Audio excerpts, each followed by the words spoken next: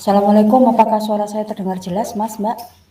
Waalaikumsalam warahmatullahi terdengar. Waalaikumsalam. Sudah, Bu. Sudah ya, oke, kita mulai.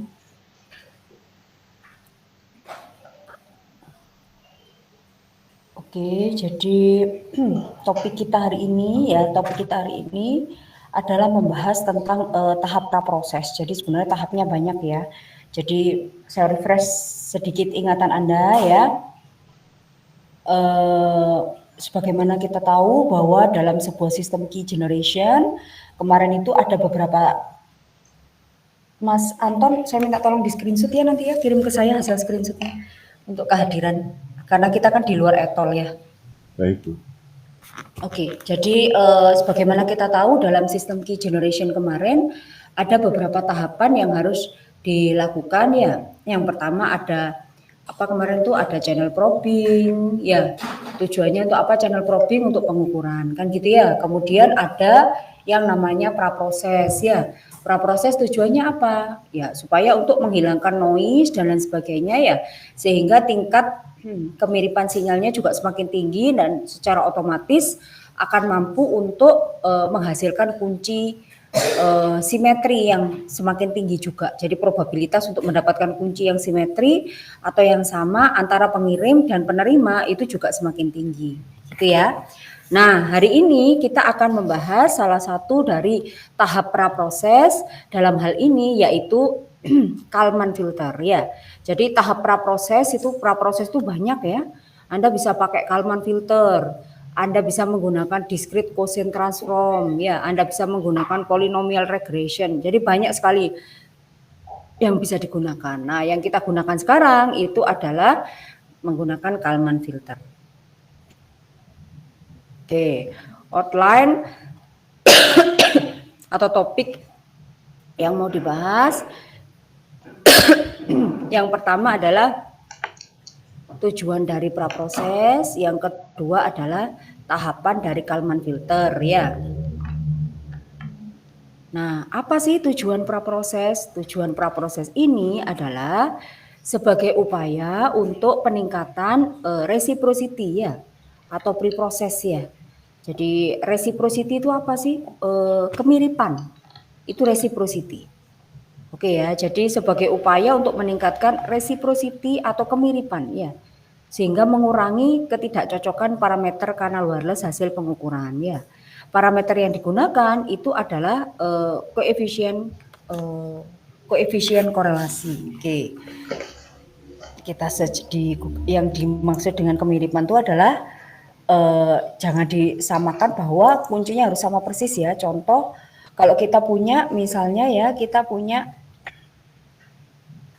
min 25 ya, kemudian kita punya lagi min 37 ya, kemudian kita punya lagi misalnya min 20 ya, kemudian kita punya lagi misalnya min 45, misalnya begini ya. Ini data miliknya salah satu legitimate user atau user yang sah, dalam hal ini adalah Alice. Nah, kemudian di sini dia ada yang namanya ya min 37 ya, kemudian di sini ada yang namanya min 20, di sini ada yang namanya min 15 ya, di sini ada yang namanya min 20. Kalau kita gambar ya, maka ibaratnya kita punya begini ya. Kalau di sini dia itu min 25 ya. Misalnya di sini min 25. Min 30 kan pasti di bawahnya ya, karena dia kan lebih ini ya, lebih kualitasnya kurang ya. Di sini ada min 20. Ada lagi di sini min 35.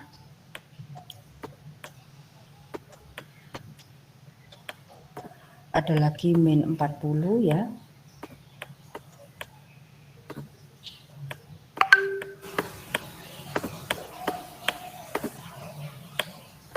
Oke, asumsi sekarang kita ada yang namanya data Alice ya, kita ada yang namanya datanya Bob ya di sini ya. Jadi kita punya data Alice, kita juga punya datanya Bob di sini. Oke ya, kita punya datanya Alice min 25 di sini. Kita punya berikutnya adalah min 37 di sini kurang lebih ya. Di sini kurang lebih. Ini data kedua. Data ketiga dia adalah min 20, berarti dia di sini. Ya, data ke 1, 2, 3, 4 ya. Data keempat itu adalah berapa? Min 45. Sini ya. Kalau kita gambar sinyalnya bentuknya begini. Ini datanya Alice. Datanya Bob, min 37. Di sini dia. Berikutnya min 20. Di sini dia. Ya, berikutnya min 15. Naik lagi berarti dia ya. Di sini misalnya asumsi di sini. Berikutnya min 20.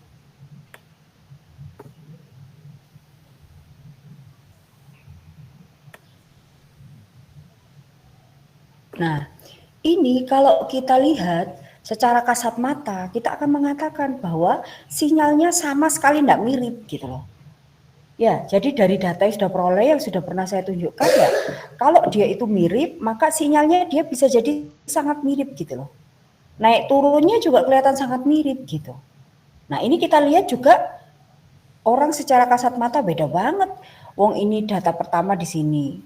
Data pertama yang Bob di sini. Data kedua Alice di sini, data kedua Bob dia di sini gitu loh. Jadi bisa kita lihat bahwa oh beda gitu loh. Nah, tapi untuk menentukan kemiripan kita tidak bisa mengatakan dari segi visual yang mengatakan bahwa oh beda, oh sama. Nah, dia menggunakannya adalah menggunakan perhitungan. Nah, tingkat kemiripan itu perhitungannya menggunakan apa? Menggunakan sebuah koefisien atau parameter yang namanya koefisien korelasi.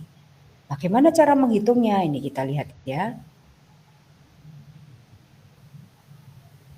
Kalau kita hitung di sini,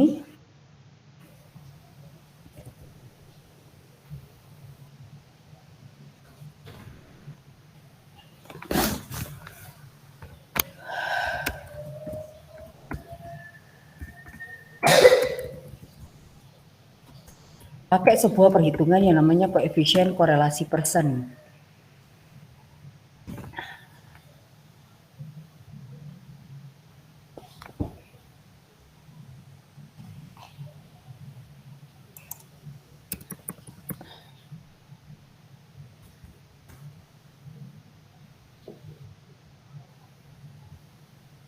Bentar ya, kita cari yang di Wikipedia aja lebih gampang hitungnya.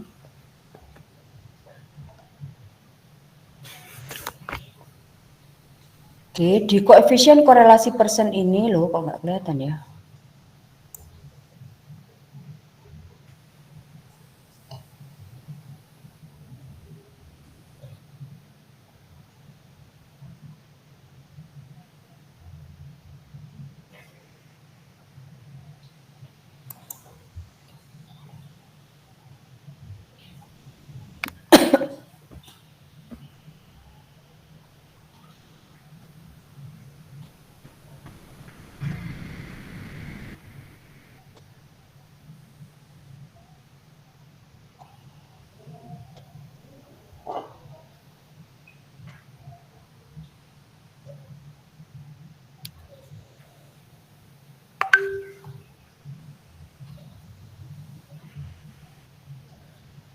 Ada yang lebih gampang kok sebentar.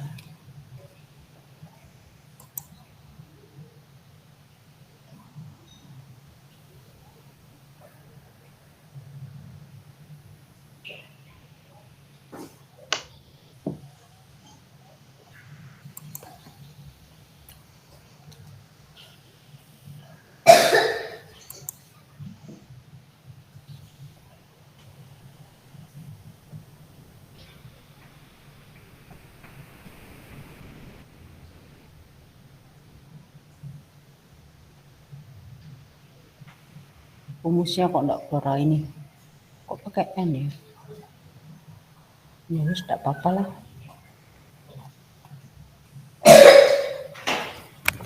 Aduh.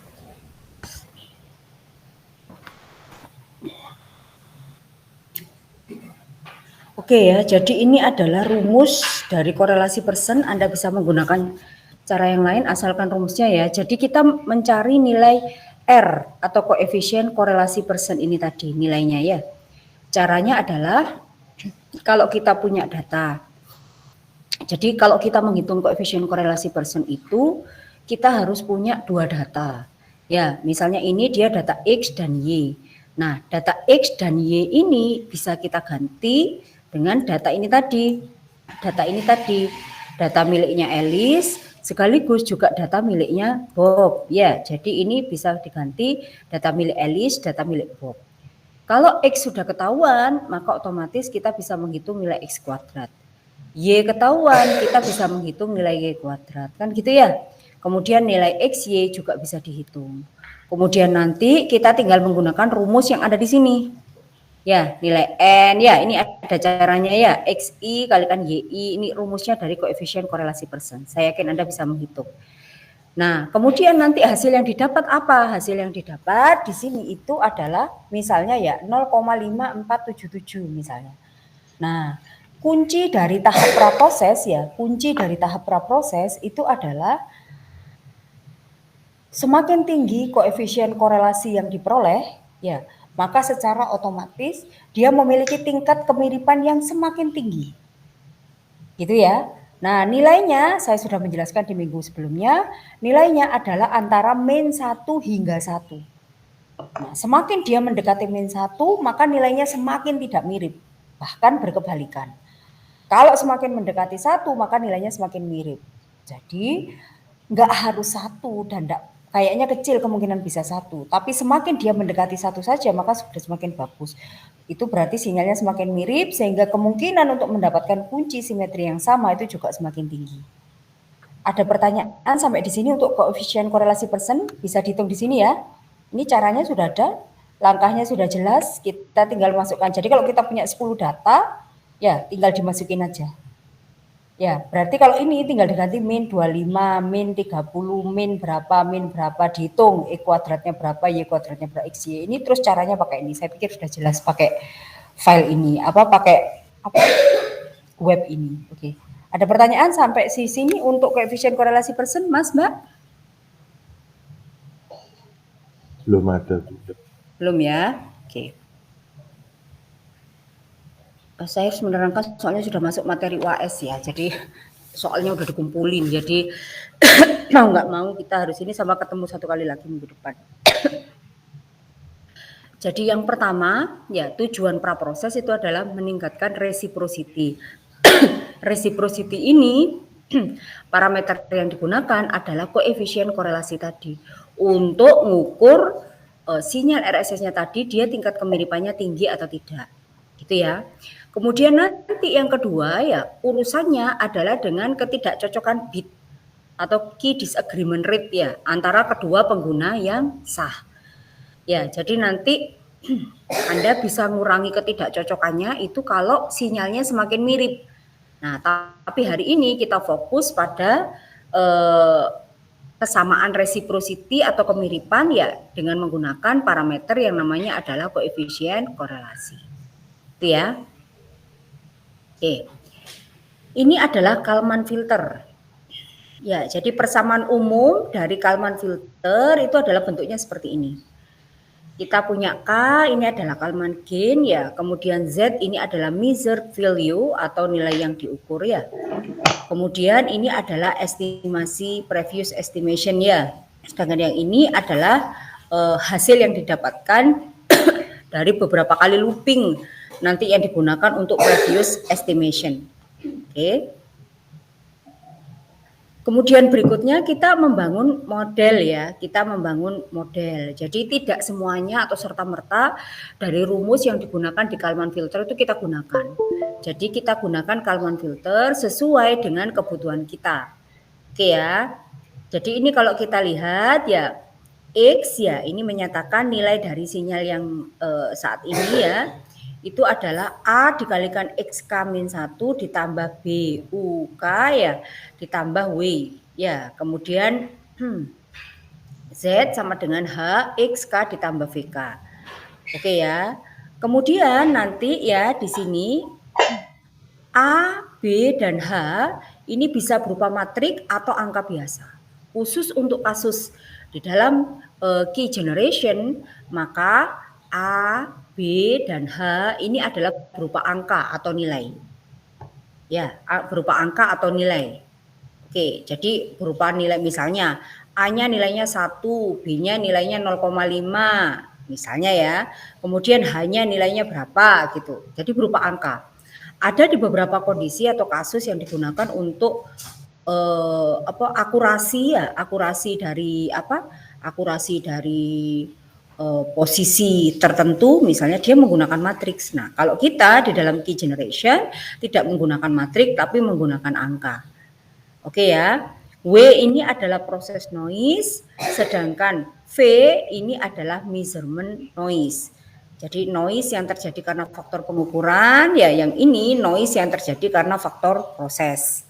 Itu ya, kita membangun modelnya, kita lanjutin dulu.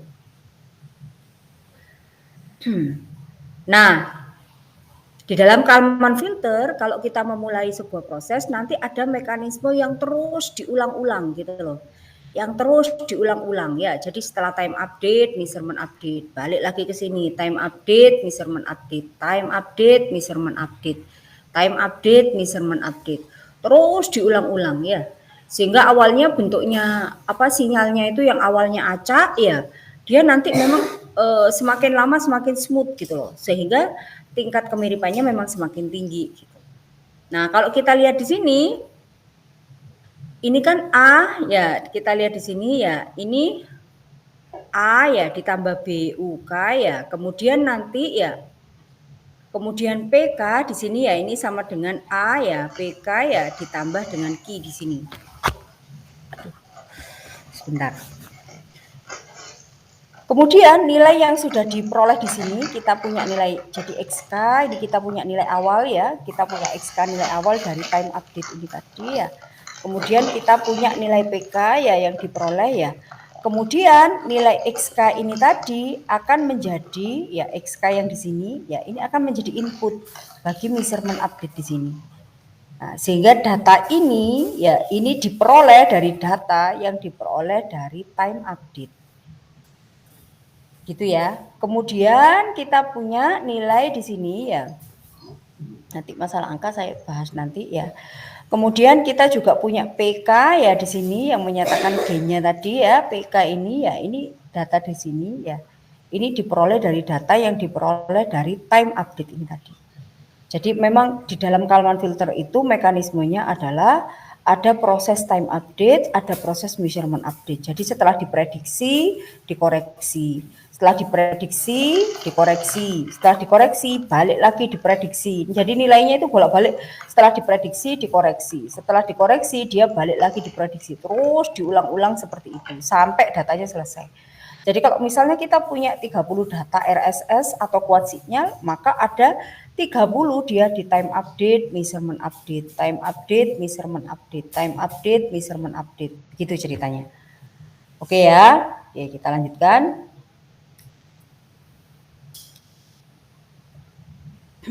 Nah, ini kita lihat seperti cerita saya tadi. Jadi kalau ini pertama, ini adalah memulai proses. Jadi nilai awalnya ditentukan dulu. Itu namanya memulai proses ya. Jadi di dalam Kalman filter yang pertama itu adalah memulai proses, itu kita lakukan terlebih dahulu. Kemudian yang kedua itu adalah dilakukan iterasi. Ya, iterasi itu seperti yang saya bilang tadi, bahwa time update ini jadi pertama itu ada initial estimasi. Initial estimasi itu apa? Initial estimasi itu adalah saat memulai proses di sini. Ini yang dikatakan sebagai initial estimasi atau nilai awal. Kemudian setelah dilakukan initial estimasi ya, maka langkah berikutnya adalah ya setelah initial estimasi, langkah berikutnya adalah time update. Iterasi. Di mana iterasi itu artinya bahwa nilai Yang kita peroleh pada saat time update ya itu menjadi input bagi nilai yang ada di measurement update. Taunya dari mana? Ya seperti saya bilang tadi, sinyal yang kita peroleh di sini ya itu akan menjadi input ya kan gitu ya bagi sinyal yang diperoleh di sini, sehingga nanti akan diperoleh sinyal baru lagi. Ya, jadi sinyal yang diperoleh itu akan menjadi sinyal baru lagi. Nah, yang ini XK ini tadi ya, XK ini tadi akan menjadi input kembali bagi XK-1 di sini. Jadi memang ada mekanisme iterasi yang terus dilakukan. Ya, sehingga nanti mendapatkan sinyal yang sesuai dengan harapannya itu tadi. Oke, kita lanjutkan.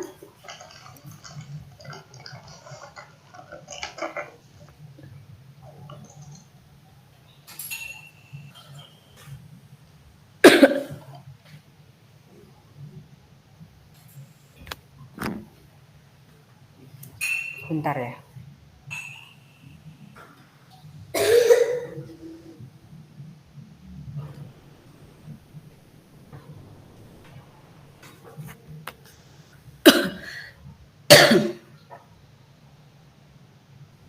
Yang pertama di sini ya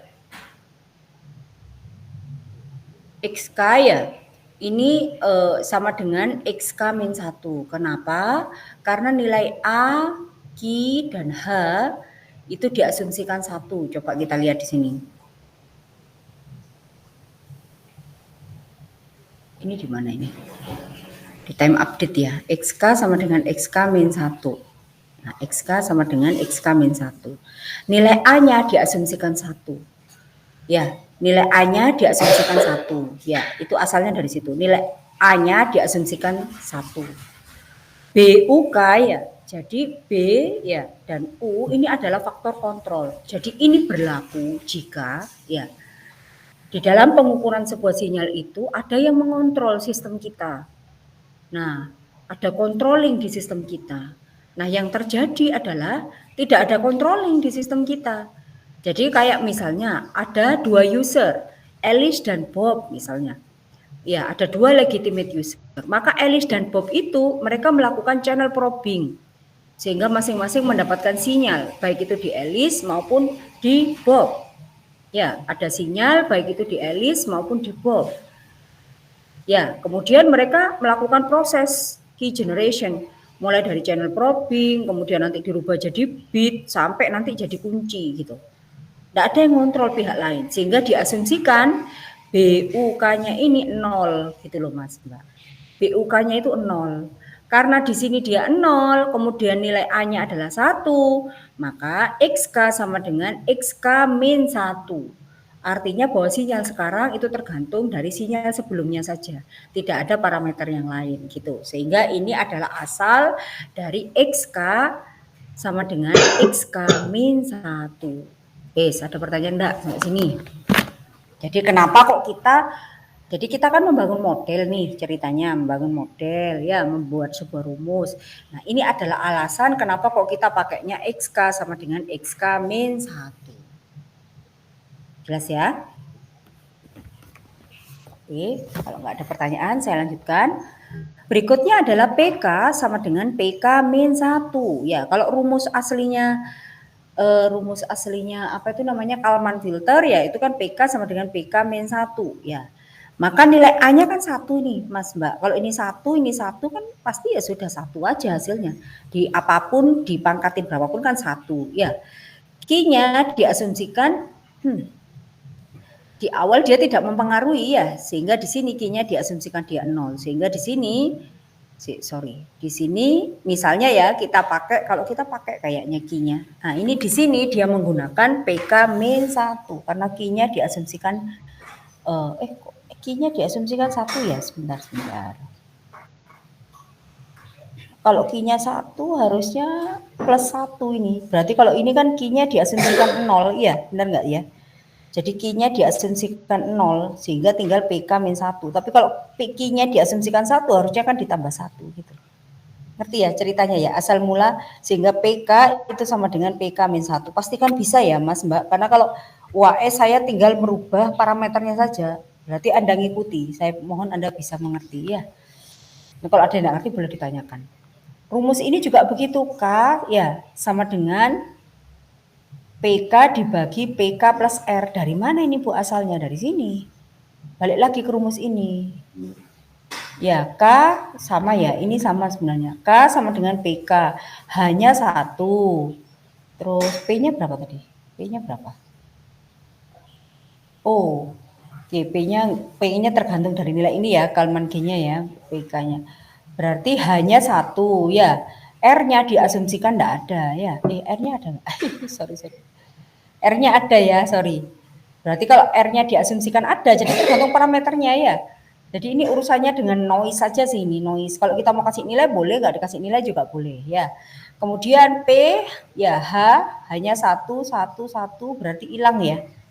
Berarti PK ini kan pangkat min 1. Pangkat min 1 itu kan berarti sama saja dengan per ya, benar ya. Berarti PK dibagi, kan gitu ya. PK dibagi ya PK plus R, benar nggak? PK dibagi PK plus R. Saya yakin Anda sudah bisa ya. Nah, XK juga gitu, tinggal memasukkan aja mana yang dijadikan 1. XK sama dengan XK plus K, ZK min XK. Ya, dari mana ini asalnya? Nah, ini dilihat. Ya, hanya 1. Ya, kemudian K-nya tetap ada ya, berarti ZK min XK ya, hanya karena 1, maka tinggal begini aja. Nah, kalau nanti hanya saya bilang 0,002, beda lagi loh. Di sini ada 0, hanya di sini 0,002 loh. Jadi belum tentu kita menggunakan model yang di sini, tergantung dari nilai parameternya. Kalau ada nilai parameternya, maka otomatis dikalikan di sini. PK sama dengan 1 min K ya, PK ya. Karena hanya 1, maka 1 min K PK ya. Coba dilihat di sini 1 min K PK karena nilai hanya 1. Jadi rumus yang ada di sini ya, perhatikan ya, rumus yang ada di sini tergantung dari parameter yang digunakan. Biasanya yang jadi satu nilai tertentu itu adalah nilai A, nilai Q, nilai H, nilai R. Itu biasanya nilai A-nya berapa, misalnya 1, hanya 1, Q-nya sama dengan 0,01, R-nya sama dengan 0,002, maka rumusnya menyesuaikan. Oke, ada pertanyaan sampai sini? Rumusnya menyesuaikan. Ini ada orangnya ya? Ada orangnya. Ada Bu. Oke, sekarang gini. Tadi kan koefisien korelasi sudah paham ya, jadi pertanyaannya nanti ke arah koefisien korelasi di UAS ya. Jadi tolong dilihat di sini. Jadi kita punya 1, 2, ini contoh soal ya, 1, 2, 3, 4 sampai dengan 10. Berarti ada berapa data, Mas, Mbak? 10. Ada berapa data? 10. 10 Bu. Data. Kalau saya di sini, saya enggak enak badan. Kalau kita di sini, maka ada 4 data, 1, 2, 3, 4. Maka ini diganti jadi 1, 2, 3, 4 gitu. Jelas? Ya, jadi ini contohnya kebetulan bukan kuat sinyal ya. Jadi 1, 2, 3, 4. Ini kebetulan 10 data. Kalau yang saya kasih contoh di paint tadi itu dia hanya 4 data. Terus berikutnya di sini nilainya adalah 0,39, 0,50 ya. 0,48, 0,29, 0,25. Ya, nanti ya kalau misalnya di kuat sinyal yang ada di sini ya, yang di sini ya, maka nilainya dia itu adalah min 25, min berapa, min berapa, min berapa, min berapa, dan seterusnya. Ada pertanyaan sampai di sini, Mas, Mbak? Saya Mau tanya Bu, kalau ya, yang ya, tadi kan konsideran antara Alice dan Bob. Sedangkan gimana Mas? Sorry, untuk keras yang, ya. Untuk yang tadi contohnya tadi kan konsideran antara Alice dan Bob. Terus untuk yang di contoh soal itu hanya satu data, satu nilai, Alice gitu atau? satu Alice saja. Oh, okay. Satu Alice saja. Jadi caranya gini nanti Mas, itu satu Alice ya, satu Alice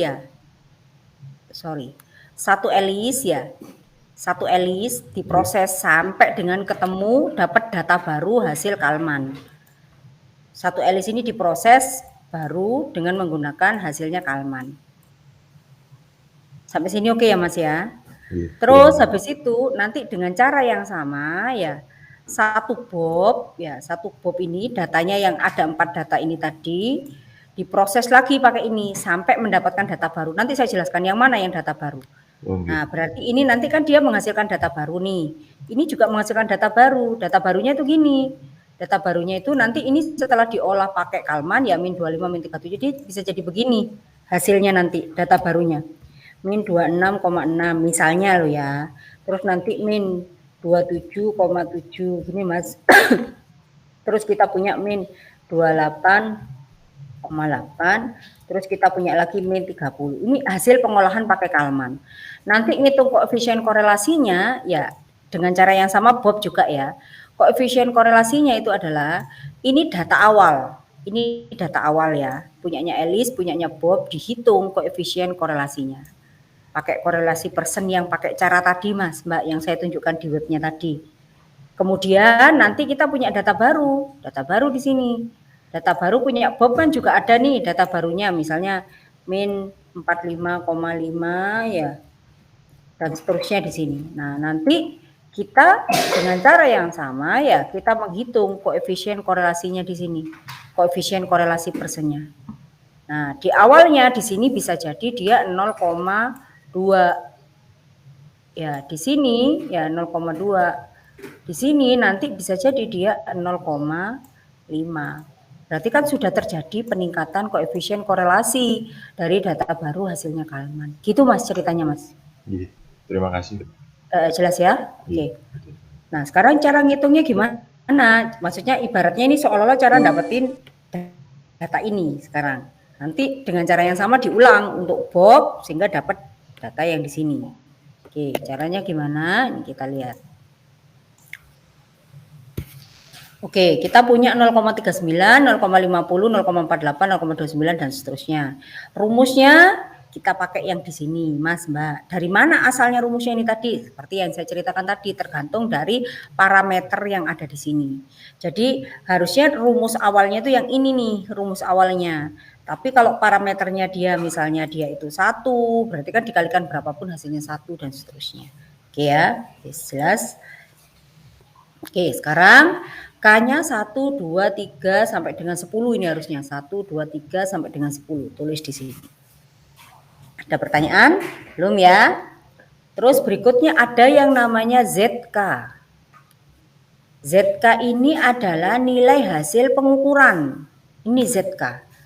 Berarti pertama Anda tulis adalah 0,39. Anda hitung di sini 0,39. Ada yang bingung nggak sampai sini? Ini asalnya ke sini. Oke ya. Terus kita punya XK-1. Berarti sinyal sebelumnya ya XK-1. Nah, ini balik lagi ke sini ceritanya tadi. Kalau kita mau membuat XK-1 nih dilihat ya. XK-1. Berarti kan tadi A sama B-nya diabaikan kan gitu ya. B diabaikan, BUK-nya diabaikan karena kita nggak butuh controlling. A-nya nilainya 1 sesuai parameter. Berarti XK sama dengan XK-1. Nah, XK-1 ini kita tentukan. Kita prediksi kira-kira aja. Anda boleh XK-1 ini nilai awalnya 0, boleh. XK-1 nilainya min 30, boleh, nggak apa-apa. Jadi yang di sini ini ya, misalnya ini min 25 misalnya untuk kuat sinyal ya. Maka ini boleh min 30 boleh. Jadi XK-1 di sini kita tentukan nilainya 0. Biasanya sih untuk prediksi ini diberi nilai awalnya 0. Ada pertanyaan enggak sampai sini? Belum. Jelas ya? Jadi ini kita kasih 0 karena sudah ditentukan. Nanti kalau di soal saya ngasih ketentuan ya, saya kasih ketentuan XK-1 sama dengan min 25. Ya Anda harus ganti ini min 25. Tapi kalau saya nggak ngasih ketentuan terserah Anda boleh kasih di sini 0.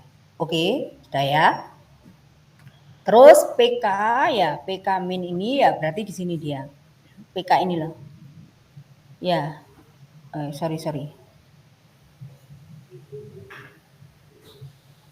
Ini PK-nya yang mana ini ya? Oke. Ini kok PK min sebentar. nilai P-nya di sini kalau kita lihat kan nilainya AQH ya. PK asumsinya dia nilainya 1. Ini di time update ya. Time update-nya kan gini, XK sama dengan XK min 1. Ya, PK sama dengan PK min 1. Nah, PK min 1 itu dikasih nilai awalnya dia 1. Default rata-rata memang seperti itu, Mas Mbak. Tapi Anda mau kasih nilai yang lain boleh. Makanya di sini dia adalah PK di proses time update ya. PK-nya kasih nilai 1, XK-nya di sini nilainya 0. Jadi ibaratnya di sini adalah kalau dalam program kan kanan kasih ke kiri ya Mas Mbak ya. Jadi kita kasih nilai awalnya kan XK min 1, inisialisasi awal nilainya 0. 0 dikasih XK min ini tadi. Terus PK min 1 kita kasih nilai 1. 1 dikasih ke PK min ini tadi. Sehingga PK min ini tadi nilainya adalah min 1. 1 kok min 1. 0 dan 1. Ada pertanyaan sampai sini? Saya pikir jelas ya. Di sini kan masih default awal aja. Terus dilakukan measurement update. Di measurement update itu kita ngitung nilai K nih awalnya. K sama dengan PK min dibagi PK min plus R. Ya, PK min-nya tadi kan awalnya nilainya berapa? Sebentar. PK min-nya nilainya kan 1 ya. Ya, 1 ya dibagi rumusnya adalah PK min plus R. Berarti 1, berarti R-nya di default nilainya adalah 0,1. Coba minta tolong dibagiin dong. 1 dibagi 1 plus 0,1. Benar nggak? Karena kalau dilihat di sini kan PK ya, PK min yaitu dibagi PK min plus R. Berarti PK min-nya kan 1. Ditambah R-nya dikasih nilai dia 0,1 nilainya. R-nya. Berarti kan 1 dibagi 1,1. Benar nggak hasilnya segitu? Minta tolong dihitungin. 0,909. Benar ya? Berarti ini tolong dikasih catatan bahwa di sini ini adalah 1 plus 0,1. Asalnya dari itu tadi. Oke, jelas? Jelas, Bu. Oke, ada pertanyaan ya, lanjut. Berikutnya XK rumusnya adalah XK min ini tadi, berarti kan ambil nilai dari sini nih ceritanya. Berarti kan nilainya berapa? 0 ya awalnya ya. 0 ya ditambah dengan K, nilai K-nya diasumsikan 1 kalau nggak salah. ZK min XK min, kita lihat ya. Berarti K-nya dari sini ya. Ya, berarti 0,909 dari mana itu asalnya? Ya, ini. Sorry kok nggak ada ini. K-nya ini tadi asalnya kan dari K di sini ya. 0,909 kurung buka ZK ya. ZK-nya itu asalnya dari sini 0,39 kan gitu ya. 0,390 ya. Kemudian rumus berikutnya adalah dikurangi XK min. Nah, XK min-nya kan dari sini. Ya, XK min-nya berarti dia adalah 0. Ya, harusnya di sini ditambah dengan XK min ini tadi. XK min-nya ini kan 0 ya. Benar ya? Ini kan 0 awalnya. Sehingga di sini hasilnya adalah 0,35. Sampai sini oke? Oke ya? Oke. Terus berikutnya kita punya PK. PK itu rumusnya apa di sini? PK itu rumusnya adalah 1 min K ya dibagi PK min ya. 1 min K ya, K-nya udah ketemu dibagi PK min ya. Berarti 1 min K-nya pakai 0,909. Oke.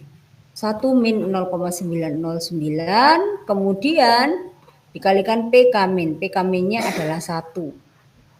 Udah hasilnya 0,091. Sehingga sekarang kita punya XK baru itu adalah 0,355 ya, 0,355 kan gitu ya. Kemudian kita punya PK asalnya dari sini 0,091. Sampai sini ada pertanyaan terus sudah jelas? Jelas, Bu. Jelas ya. Nah, dengan cara yang sama masuk ke sini. ZK-nya pakai yang kedua nih, 0,5. Oke. XK min 1, ya kan rumusnya kan gini. XK jadi sinyal sekarang itu dipengaruhi oleh sinyal sebelumnya kan gitu ya. Berarti sinyal sebelumnya kita sudah dapat nih baru 0,355 ini yang jadi XK min 1 gitu. Ya, PK-nya juga didapat dari sini 0,091. Ya, dengan cara yang sama diproses seperti tadi. Ya, ini juga gitu 0,424 masukkan sebagai di sini. Nah, ini perlu saya jelaskan atau sudah oke yang ini, Mas Mbak? Mestinya oke, sudah sama kok. Ya, Mas Mbak? Gitu, sudah. Udah ya. Nah, sekarang sinyal yang baru mana, Bu? Ya, kan gitu ya. Sinyal yang baru mana, Bu? Tadi kan ceritanya kan gini. Kalau kita punya koefisien korelasi persen kan di sini. Data awal ya, ini data Alice, ini data Bob, hitung koefisien korelasi persen. Sekarang kita akan menghitung apakah praproses ini berhasil. Taunya berhasil dari mana? Koefisien korelasinya harus meningkat. Nah, caranya adalah ini tadi diolah pakai Kalman dapat ini. Ini diolah pakai Kalman dapat ini, kan gitu ya. Nah, koefisien korelasinya meningkat nggak ya? Caranya ngecek ini. Nah, yang mana data yang ini tadi? Nah, ini ya, Mas Mbak. Data yang diambil itu adalah data yang XK ini tadi. Jadi ini data baru. Jadi kalau kita punya 10 data, ini kan data asli.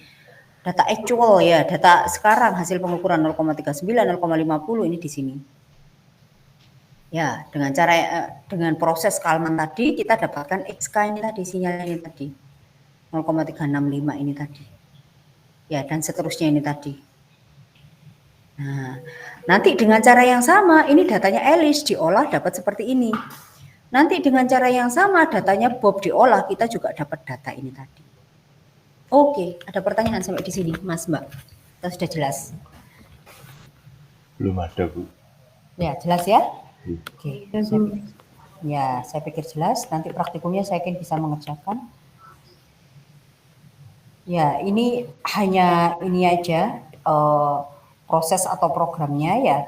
Jadi kalau dalam parameter kanal hasil pengukuran ya kita punya nilai data tadi, kita tentukan nilai A-nya 1, H-nya 1, Q-nya sekian, R-nya sekian. Kemudian sudah saya tentukan nih, X0-nya min 30. X0 ini sama saja dengan X ini tadi loh. Kalau ini nilai awalnya kan 0.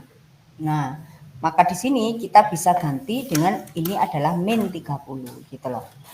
P-nya di sini 1, maka P-nya di sini juga 1. Oke ya, saya pikir jelas. Terus berikutnya lagi kita punya kalau ini S sama dengan 10 ya. S sama dengan 10 itu artinya apa? Kita punya 1000 data misalnya. Maka 1000 data itu bisa kita pecah untuk diolah jadi Kalman. Jadi 1000 data, kalau tadi mau langsung pakai cara ini, kita punya 1000 data langsung kita olah boleh. Langsung di sini 1000 Kalman gitu. Nah, tapi nanti biasanya terlalu smooth ya, Sehingga saya itu biasanya saya punya ceritanya ya, saya punya 1000 data Kalman nih, 1000 data Kalman. Nah, kita punya 1000 data. Oke ya. Maka 1000 data ini ya misalnya ini khusus miliknya Alice nih. Ini boleh kita pecah-pecah. Nah, kita pecah-pecah. Ini 10 data. Ini jadi 10 data, gitu ceritanya. Nah, kita pecah, ini diolah pakai Kalman. Dipecah lagi, ini diolah pakai Kalman. Dipecah lagi, ini diolah pakai Kalman, gitu. Yang ini juga gitu, dipecah lagi, diolah jadi pakai Kalman, gitu. Jadi pakai cara tadi yang diolah pakai Kalman tadi, kita dapat data baru di sini. Nah, ini diolah lagi pakai data baru di sini. Hasilnya kan jelas beda, karena inisialisasi awalnya kan juga beda. Nah, boleh lagi kombinasi, misalnya kita punya 1000 data ya, kita pecah lagi ini jadi 20 ya, 20 diproses, itu boleh kita lakukan. Ya, sehingga kalau dilihat di sini, nah kita punya nilai awalnya, measurement update-nya ya, jadi rumus awalnya seperti ini nih, tapi bisa berubah tergantung dari parameter-parameter ini tadi. Kan gitu ya tadi ceritanya ya. Nah, jadi ini adalah nilai awal. Nah, ini 2 sampai dengan data berikutnya kan gitu ya. Nah, data berikutnya diolah lagi dengan cara yang tadi. Kalau ini sudah selesai, maka balik lagi. Kalau blok berikutnya ada, maka balik lagi seperti ini dan seterusnya. Oke, saya pikir jelas ya. Jadi konsepnya seperti itu. Kalau Kalman digunakan sebagai praproses. Jadi caranya bisa jadi kita punya 10.000 data diolah dengan cara yang sama ya, pakai ini tadi kita dapat data baru 10.000. Boleh juga 10.000 itu kita pecah-pecah dulu Mas Mbak. Dipecah-pecah dulu 10.000 itu jadi 500 diolah pakai Kalman. 500 lagi diolah pakai Kalman, 500 lagi diolah pakai Kalman. Nah, data barunya digabungkan lagi jadi 10.000. Misalnya gitu boleh. Oke, sampai sini guna dari proses paham ya. Jadi kalau awalnya gambarnya tuh gini Mas Mbak. Awalnya tuh gini gambarnya. Kalau kita pakai sinyal ya. Awalnya tuh datanya bisa gini kuat sinyal itu. Nanti kalau sudah di praproses dia bisa begini bentuknya. Nah, gini. Nah, jadi awalnya data Elis dan Bob bisa variatif seperti ini, nanti berikutnya data Elis dan Bob kurang lebih bisa jadi gini. Nah, jadi ini adalah data Elis, ini nanti adalah data Bob. Nah, gitu. Sinyalnya hampir. Nah, otomatis kalau sinyalnya bentuknya hampir mirip, maka otomatis kemungkinan kalau dikonversi jadi bit, maka nanti tingkat kemiripannya juga tinggi gitu. Oke, ada pertanyaan sampai sini atau sudah cukup jelas? Jelas ya? Jelas, Bu. Jelas, Bu. Oke. Itu selesai untuk yang ini ya. Silakan pelajari terutama yang ini ya nantinya supaya bisa ngitungnya ya.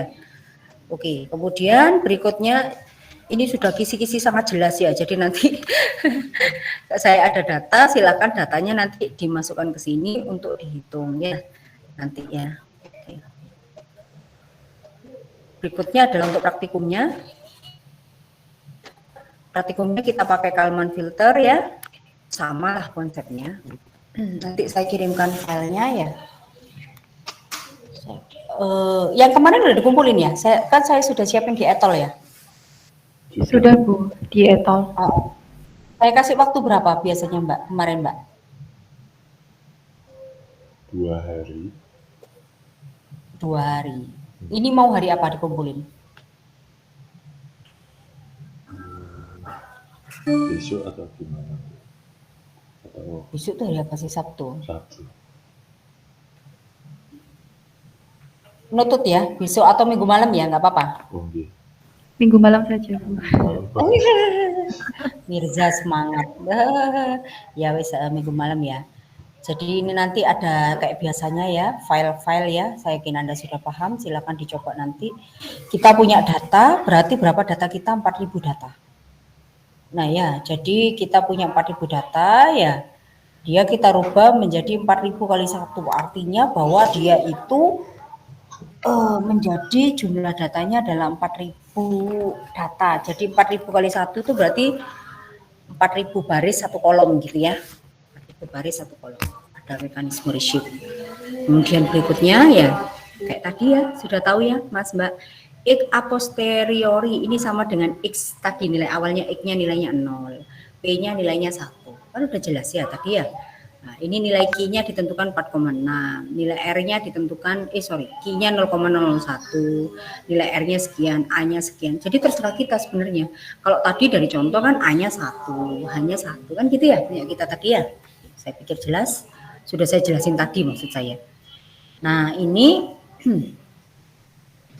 kita masih pakai nilai awal ya, masih pakai nilai awal ya, A kali A pasti pokoknya pakai rumus yang tadi saya omongin nih. A kali X a posteriori kali 0. Nah, kenapa kok A kali X a posteriori 0, Bu? Ya, ini kita pakai rumus yang ini tadi misalnya ya. Kita pakai ya, kemudian ini harusnya ya, harusnya saya nggak gini nih ceritanya nih. A kali X a posteriori indeks ke 0.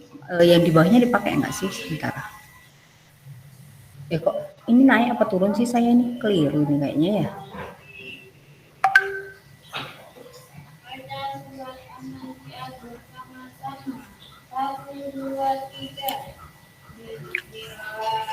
Walah.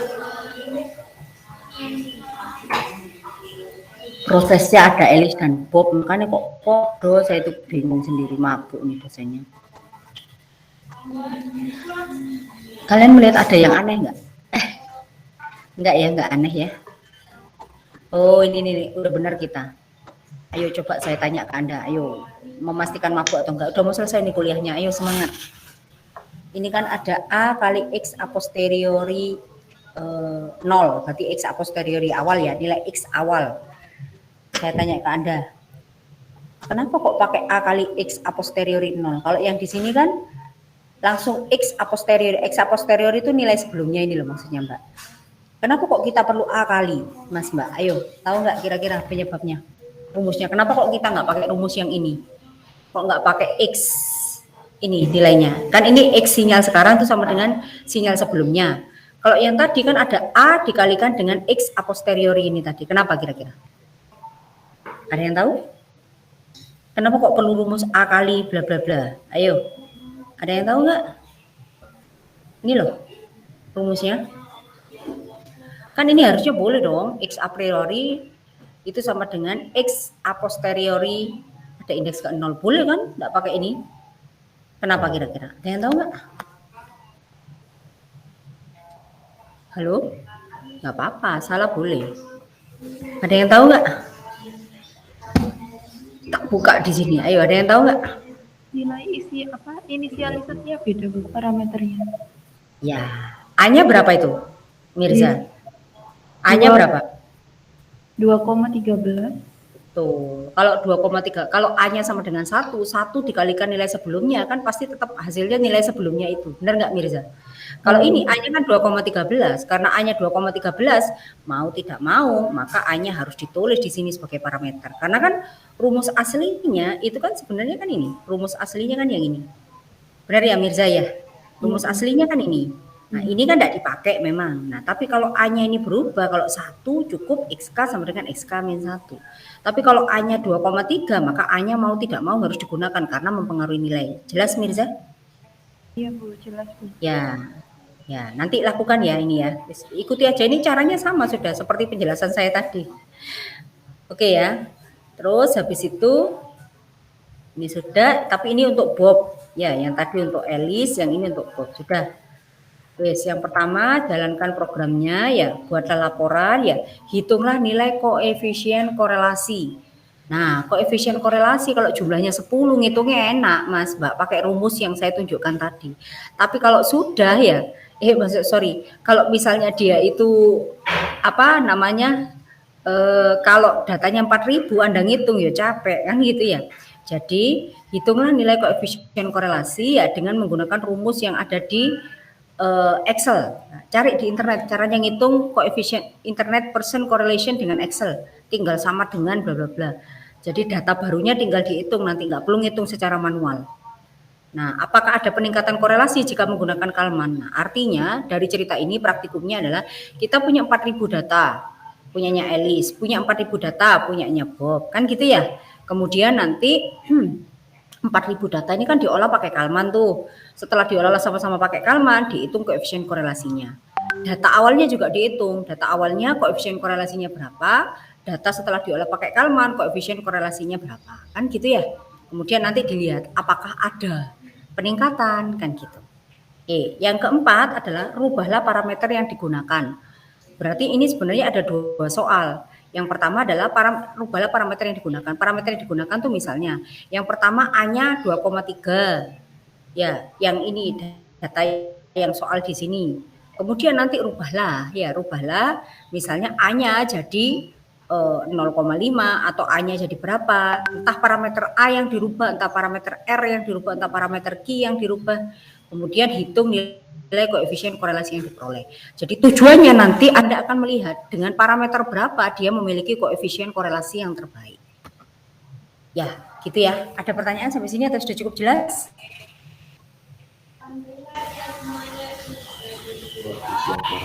Gimana Mas Mbak? Sudah jelas? Sudah. Untuk yang maaf Bu Mika. Untuk ya, yang nomor 4 tadi ini dirubah terserah gitu. Terserah. Nanti tinggal dilihat aja koefisien korelasinya punyamu dengan parameter yang sebelumnya yang dipakai di sini tuh lebih bagus atau lebih jelek gitu aja nggak apa-apa. Ya. Jadi nanti hasil analisanya adalah parameter koefisien korelasi terbaik diperoleh saat menggunakan parameter bla bla bla gitu aja nggak apa-apa. Baik Bu. Ada lagi yang mau ditanyakan? Sudah cukup jelas? Jelas ya? Oke, kalau sudah jelas ya, tidak ada ya pertanyaan ya. Oke, saya tunggu screenshot-nya ya, kalau nggak ada pertanyaan. Baik. Kemudian tugasnya saya siapkan foldernya di Etol. Nah, saya akhiri pertemuan kita hari ini. Assalamualaikum warahmatullahi wabarakatuh. Selamat pagi, terima kasih. Terima kasih Bu Mika. Waalaikumsalam warahmatullahi wabarakatuh. Yuk, silakan ditutup ya Mas ya, Google Meet-nya. Oke, terima kasih Bu. Yuk.